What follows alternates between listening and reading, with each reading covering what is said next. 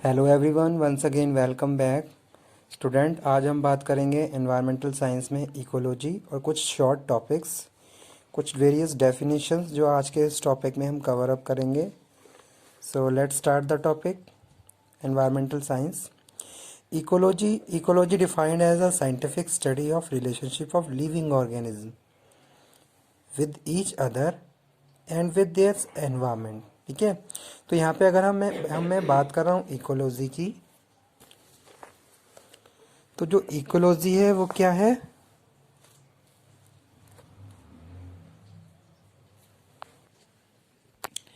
Ecology में बात कर रहा हूँ। इकोलॉजी क्या है?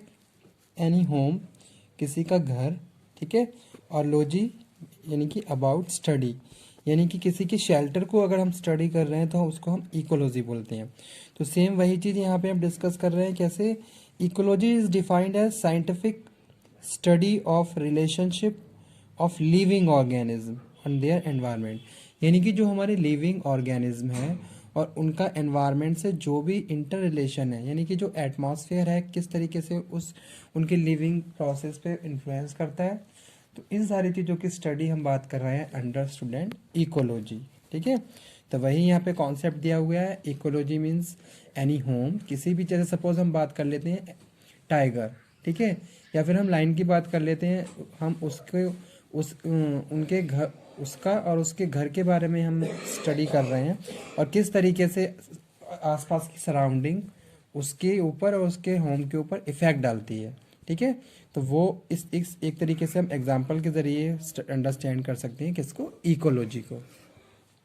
तो वही चीज़ यहाँ पे लिखी हुई है। Ecology defined as scientific study of relationship of living organism with each other, यानी कि एक दूसरे के साथ, एंड विद देयर एनवायरनमेंट। ठीक है, जैसे कि हम हमारे आसपास की जो सराउंडिंग्स हैं, हम भी क्या है? लिविंग बींग्स हैं, और हमारे आसपास जो भी सराउंडिंग है उसका इफेक्ट हमारी लिविंग्स पे पड़ता है। ठीक है, यानी कि जो भी हमारा आसपास जो भी एटमॉस्फेरिक कंपोनेंट्स हैं उनका इफेक्ट हमारे ऊपर, और किस तरीके से हम अपनी लिविंग्स को, प्रोसेस को सर्वाइव करते हैं। तो वो स्टूडेंट हम बात कर रहे हैं इकोलॉजी में। Environment is everything living and non living component. ठीक है, एनवायरनमेंट में हम दोनों ही चीज़ों की बात कर रहे हैं, चाहे हम लिविंग कंपोनेंट की बात करें या फिर नॉन लिविंग कंपोनेंट्स की बात करें, that surround effect an organism during its life time. ठीक है, और किस तरीके से ये किसी भी लिविंग बीइंग की लाइफ पे इफेक्ट डालते हैं। जैसे सपोज कोई भी एक लिविंग और कोई भी एक ऑर्गेनिज्म है, तो जब उसकी जो लाइफ है उसकी स्टार्टिंग से लेके एंडिंग तक हर एक फैक्टर उसकी हर एक लाइफ के हर एक स्टेजेस को इन्फ्लुएंस करता है।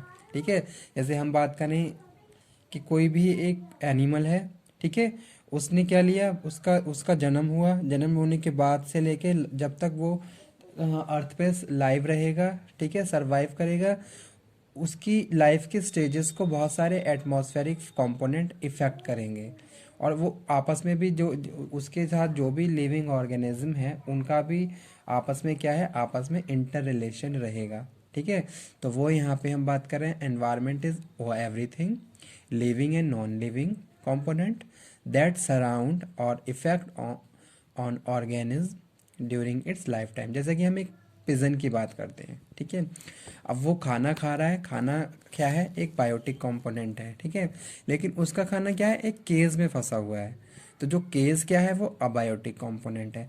तो इस तरीके से ये सारी चीज़ें हमारी क्या है? सर्वाइवल, हमारी लाइफ के हर एक लेवल पे हमें क्या कर रही हैं? हम एक तो हमसे इंटर रिलेटेड है और उसको अफेक्ट करती हैं। ठीक है, तो वो यहाँ पे हम बात कर रहे हैं लाइफ टाइम के बाद। Abiotic component include energy, radiation, temperature and heat and low flow water, atmospheric gases and wind, fire, gravity.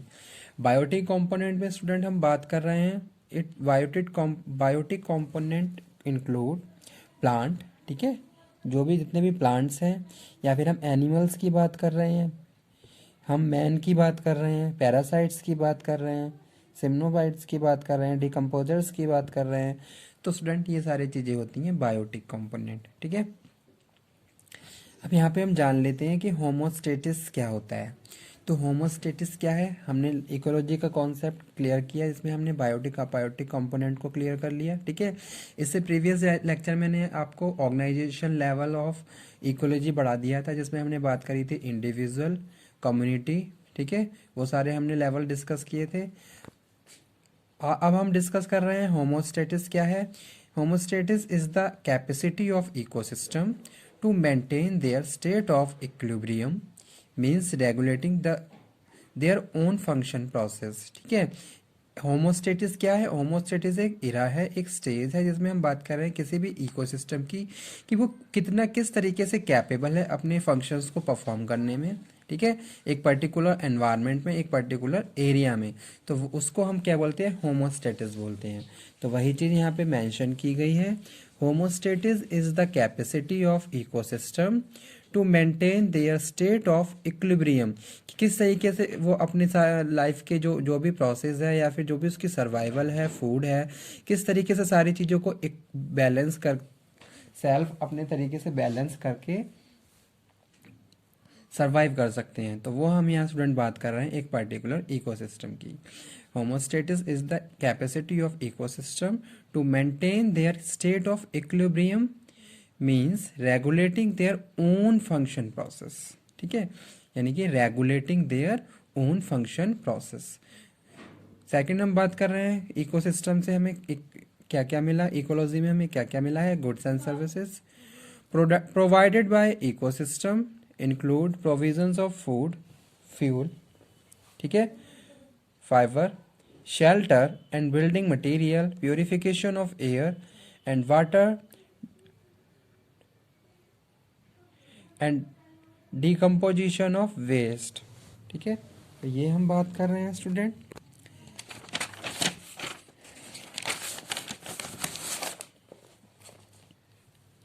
Next हम बात करेंगे स्टूडेंट्स इकोटोन क्या होता है।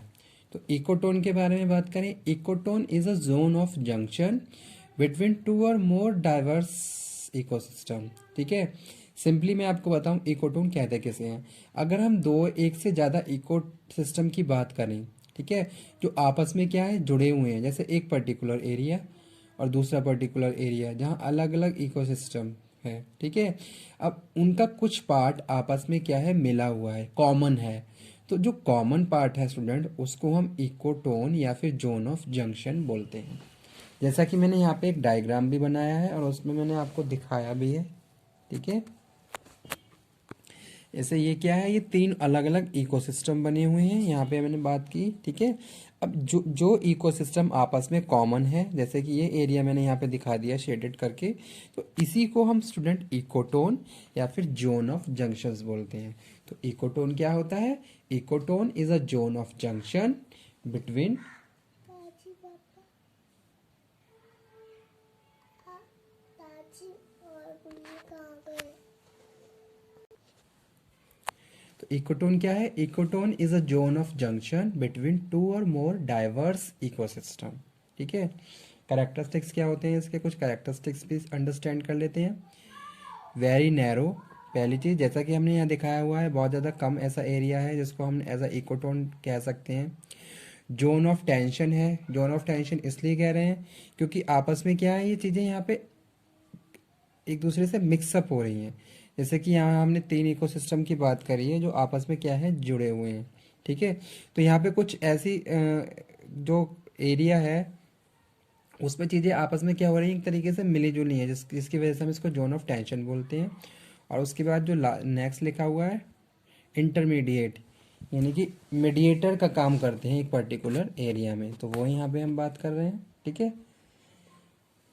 जैसे कि यहाँ पे हमने बात करी, एक ये एक ये इकोसिस्टम जहाँ हम बात कर रहे हैं टेरेस्टेरियल, ठीक है। यहाँ पे हम बात कर रहे हैं कैसे, माराइन, यानी कि यहाँ पे तो हम लैंड की बात कर रहे हैं और यहाँ पे हम पानी की बात कर रहे हैं। अब कुछ ऐसा एरिया भी स्टूडेंट होगा जहाँ लैंड भी होगी और पानी भी होगा, दोनों चीज़ें होंगी, तो इसी को स्टूडेंट हम क्या बोलते हैं, इकोटोन बोलते हैं, जैसा कि मैंने यहाँ पे आपको दिखाया हुआ है, ठीक है। जैसे कि आप बात करें दो अलग अलग इकोसिस्टम की, जहां हम टेरेस्ट्रियल पार्ट की बात कर रहे हैं और मैरीन पार्ट की बात कर रहे हैं। अब कुछ ऐसा इकोसिस्टम जो क्या है, दोनों से क्या है, जुड़ा हुआ है, जहाँ पे हम टेरेस्ट्रियल भी बात कर रहे हैं और मैरीन भी बात कर रहे हैं, तो उतने एरिया को स्टूडेंट हम इकोटोन बोलते हैं, जैसा कि मैंने अभी आपको बताया। ठीक है, तो ये यहाँ पे हम बात कर रहे हैं। और नेक्स्ट क्या है, लीनियर फंक्शंस परफॉर्म करता है। जैसा कि यहाँ पे हम बात कर रहे हैं किसकी, किसी भी एक पर्टिकुलर स्पेशीज की, तो वो स्पेशीज यहाँ पे क्या है, एक तरीके से इकोसिस्टम में वो अच्छे से क्या है, डेवलप है। लेकिन जैसे जैसे आगे बढ़ते जाते हैं तो वो क्या है, उसकी संख्या कम होती जाती है। तो एक तरीके से लीनियर बन गया है यहाँ पे। ठीक है, और लास्ट जाके यहाँ पे बिल्कुल कम हो जाएगी। तो लीनियर पैटर्न्स होता है किसका, स्पेसीज का। ठीक है, जैसे हम टेरेस्ट्रियल यहाँ पे मैरीन की बात करें तो यहाँ पे क्या है, जैसे यहाँ पे मैरीन इकोसिस्टम स्टार्ट हुआ तो यहाँ पे बहुत सारी स्पेशीज होंगी। जैसे जैसे ये इसका पार्ट कम होता जाएगा मैरीन इकोसिस्टम का, वैसे वैसे इसकी स्पेशीज भी कम होती जाएंगी।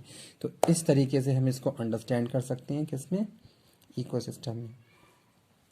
नेक्स्ट हम बात करेंगे स्टूडेंट, नीच क्या होता है। Niche, niche is the unique functional role और place of species in ecosystem.